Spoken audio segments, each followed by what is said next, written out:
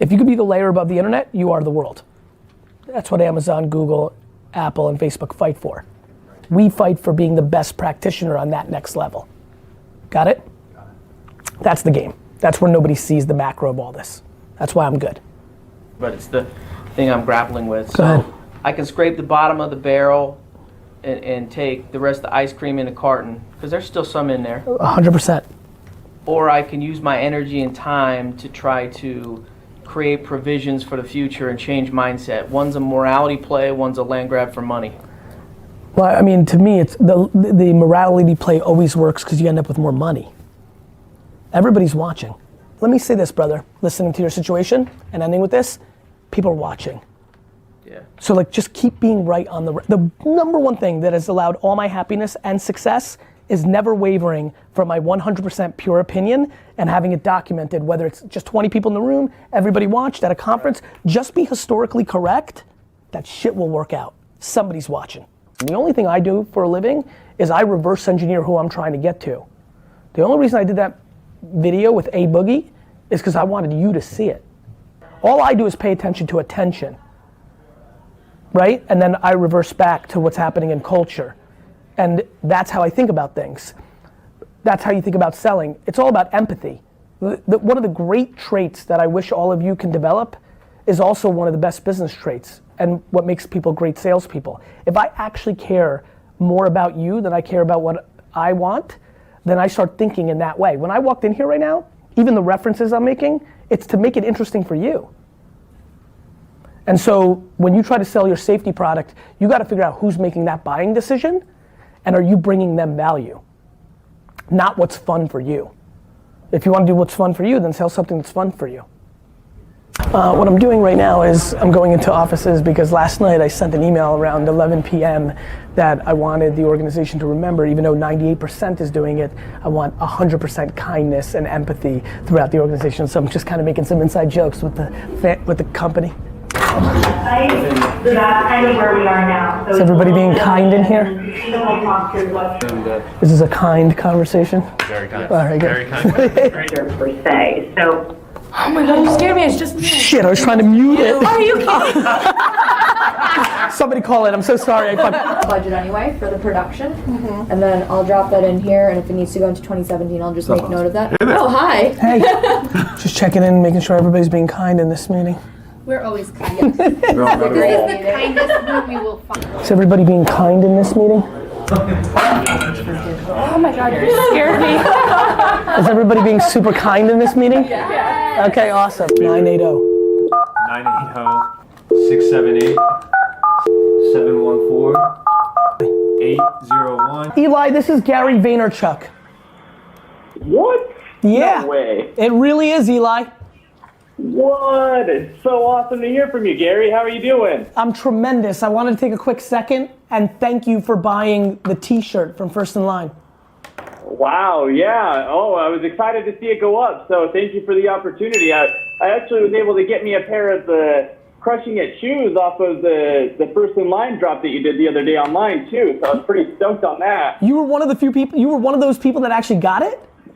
Yeah, I was one of the 25 that got the pair. That's fucking what's up, man. And I just want to let you know, too, I'm sitting on them. I'm going to sit on them for a while. 10 G's, baby, 10 G's. Everybody's going to laugh, and then one day you're going to fucking kill it with that, Eli. That's what I was thinking, too. I've just been paying attention to what you're saying, and everybody's looking for the short 400, but I'm going to hold on to them and get when it counts. I love it, man. Well, listen, I hope you have the best day ever. Thanks, Gary. I hope you do the same, and I really appreciate the call. It was awesome to hear from you. Thanks, brother. Take care. What can I answer for you? So Can you find me Marcus? Yeah, something that I was just thinking about recently. So since I graduated, I was in school for like 16 years of my life. Yeah. And I find the transition a little bit difficult. Because that was so structured? Yes. Yeah, I mean, honestly, don't beat yourself up. Yeah. You landed in the right place. Yeah. We're not going to beat you up.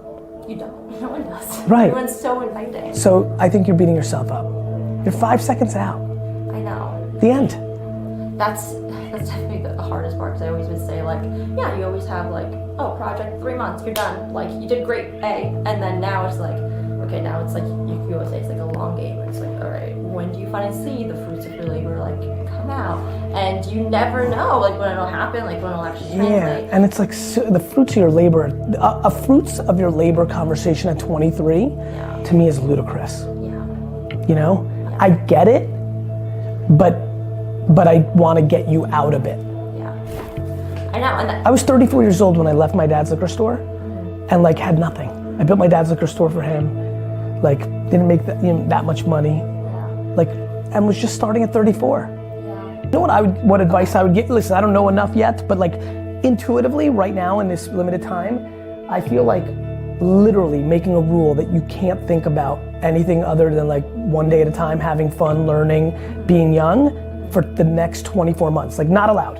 That like you have to wait till your 25th birthday to even start debating what's happening here would be monumentally impactful on you. I feel like a lot of pressure taken off my shoulder just thinking like that. So You have to understand, you could do nothing right for the next 7 years, start putting it together on your 30th birthday, and still have plenty of time to achieve everything. 25, no judging, no debating, no even pondering if this is good, bad, getting you to where you need to or not. I'm being serious with you. I think that gets you to where you want to get to way faster than debating it in the short term. You need to take a little steam out of the engine and take a breath a little bit. It will help you.